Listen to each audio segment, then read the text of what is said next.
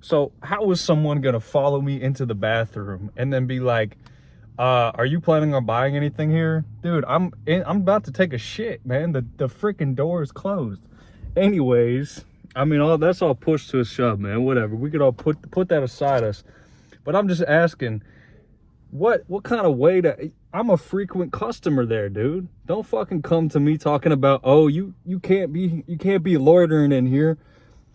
And then when I ask you, what do you mean? Are you trying to say that I can't take a shit in here without buying something?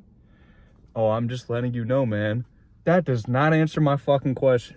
I had to leave, man, because like I almost started to feel bad, dude, because I'm like, I felt like this guy was starting to like kind of like feel like he was just, and I wasn't doing anything to him.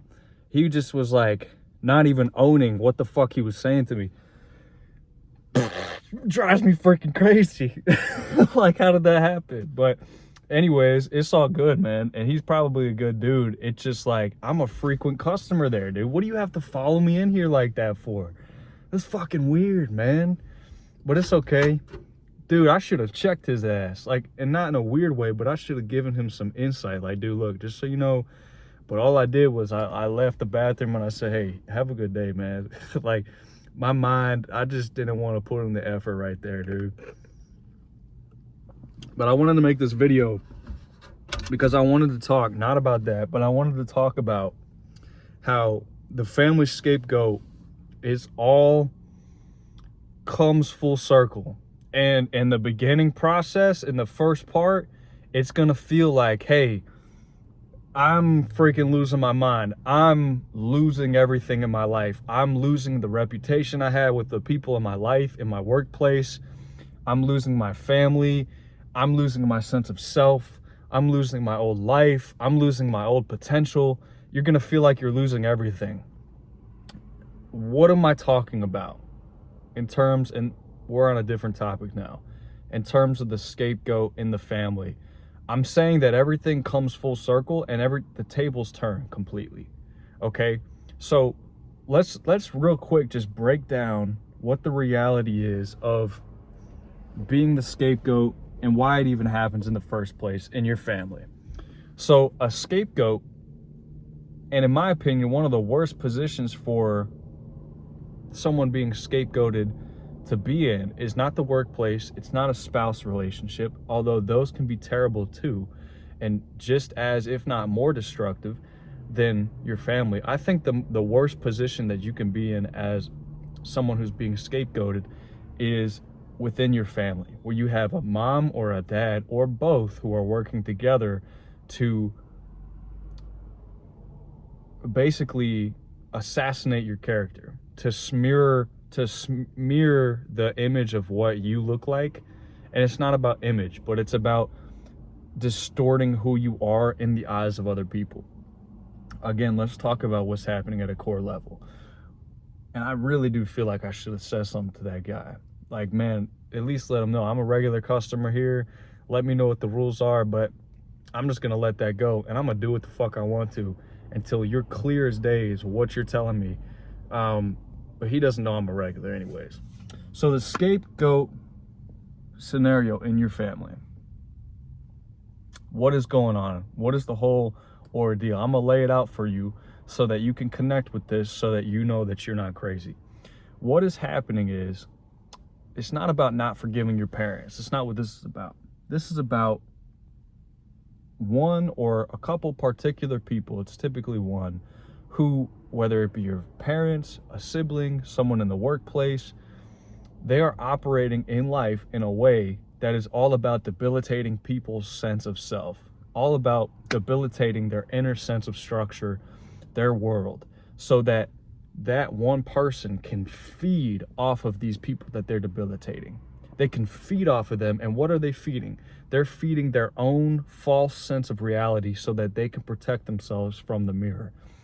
In a sense, it is insidious. It is kind of evil. But at the same time, it might even be just the fact that this is unconscious wound that is playing out on such a large scale in their life because of deep trauma they've been through.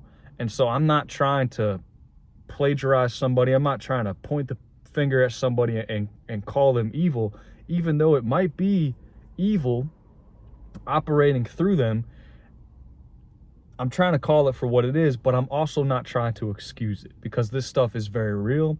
It's very damaging, and oftentimes on some level, unconscious or not, they know what they are doing. Even if this is some sort of unconscious mode of being, they are somewhat aware, to a good degree aware of what they're doing, because they're trying to escape the mirror. And the mirror has nothing to do with you. Like, the mirror that they're trying to escape, they could have been trying to escape that with or without you in their life. If it's apparent for you, if you were never born, they were still going to be operating in this way. That's what you got to realize. This is not your fault. It's not your fault.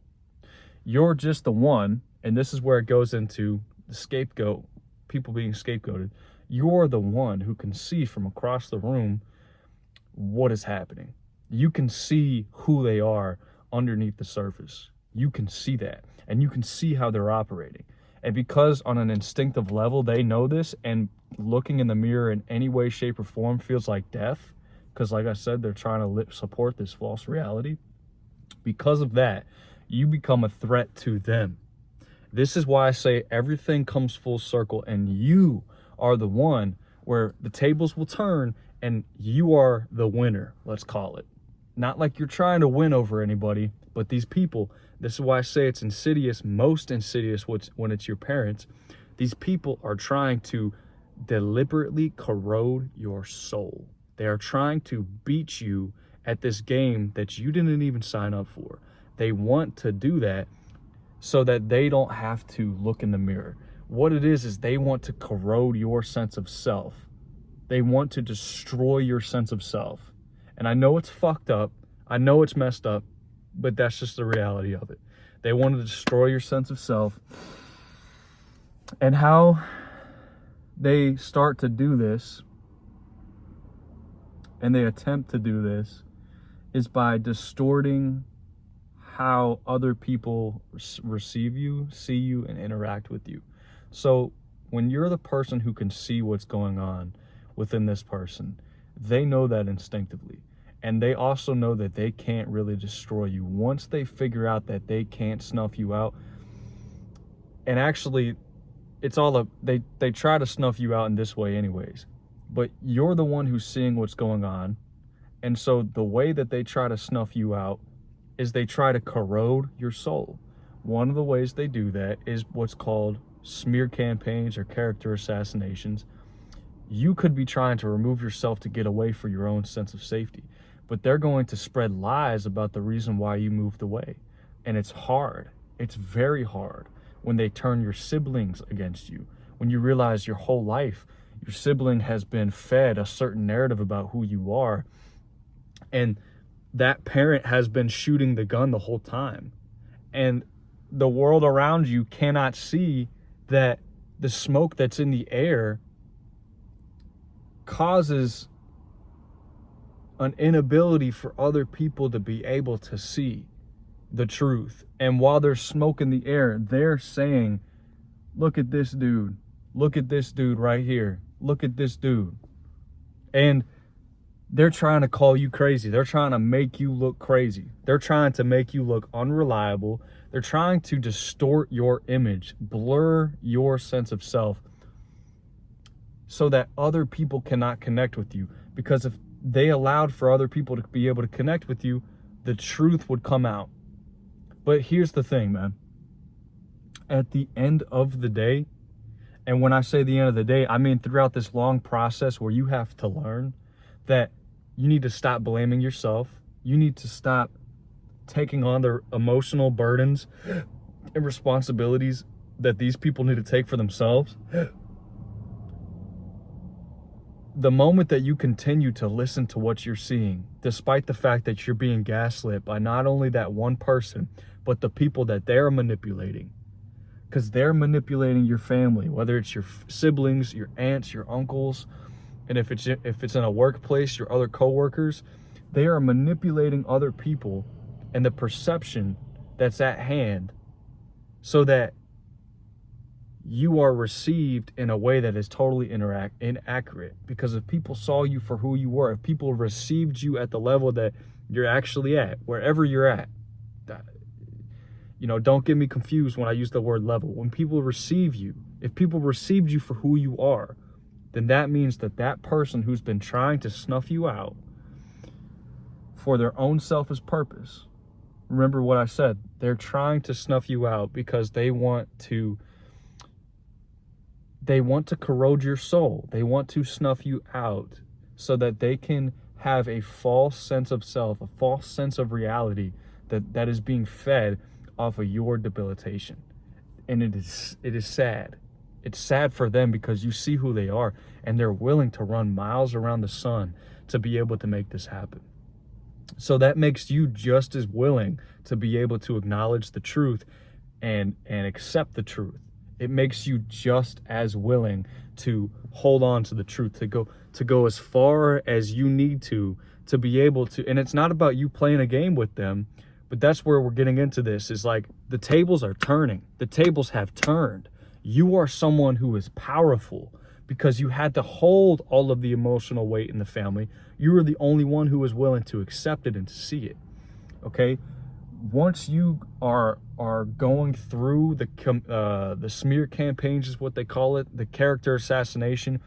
Once you're going through all that, and once you come out on the other side, you are strong. You are forged in a way that they could not have imagined. And if they knew what was going to happen on the other end, maybe they wouldn't have even tried to fucking smear your name, because they tried to do this so that they could maintain control of their own reality.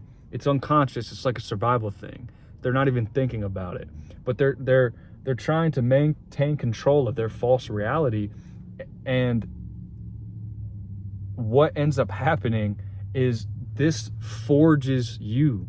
This forges your sense of self. This forges your character. When they wanted to destroy you, you were forged. And what happens is you're stronger than they could ever imagine. And the truth starts to reveal through the cracks. It happens when you stop trying to explain yourself, when you stop trying to receive validation from these people. And guess what? You're a human. You're going to want to. But God has to make this so incredibly painful that you're forced to detach. You're forced to follow your truth or what you're seeing. It's as simple as that. When you see someone playing an insidious game and they are debilitating family members, I've watched my mom's soul corrode over the years. They're debilitating people so that they can feed their own false narrative, or they're also just manipulating people so that they can feed their own false narrative. It's typically they have someone who they debilitate, and then they have someone who they kind of like feed their ego. You could call it the scapegoat and the golden child, right? In terms of like the archetype of what this would be. They feed this person's ego, and both archetypes, the scapegoat and the golden child, are living in some sort of form of abuse, right? But what I really wanted to get on here and talk about, and I'm gonna let this go, is the fact that, dude, and I want to talk about this all night. If you are someone who's seen the insidious games in your family, you are so blessed. If you are someone who has been attacked, who has been your character rubbed in the dirt, your name smeared all over the place, if that's who you are, if that's you, because you saw what was going on in this freaking game within your family home or your workplace or the spouse that you're married with, whatever the case may be, you're the one who saw it. So they had to start to try to destroy your name a long time ago. They needed to do that because the truth was going to come back to them. These are people who basically their world is coming to a demise in one way or another. So it's almost like they don't give a shit on some level. So you are blessed. Why? Because you can see, and you are so strong to be able to hold that reality while everyone who you love, your sister, your brother, whoever it may be for you, right? Your siblings, your aunts, your uncles, your family, your coworkers, all these people, your reality itself, your whole life had to be ripped away because God wanted to basically take you, remove you from it, and allow you to grow and receive the attacks because he needed you to be forged. And I'm on the other side of it, and I still have been dealing with this stuff, but I've been dealing with this stuff so long that now I'm sort of on the other side of it. And so I'm like, let me speak this online and let me just let one person, I don't even give a shit. I want, like, it's just like, dude, you're free. I'm free. I'm free. What they tried to take away from me came back to me and is coming back to me in 10, 20, 100 fold. And people, you would not be able to know this unless you've gone through it. So I'm telling you, if you're going through the pain of dealing with the fact that this is a real reality, if you're going through the pain of this, just know, keep going, because you've already done 50, 60, 70% of the work. The remaining is just to allow the process to keep going. Keep making the hard choices. The hard choices are what? To have to let go of these people, to have to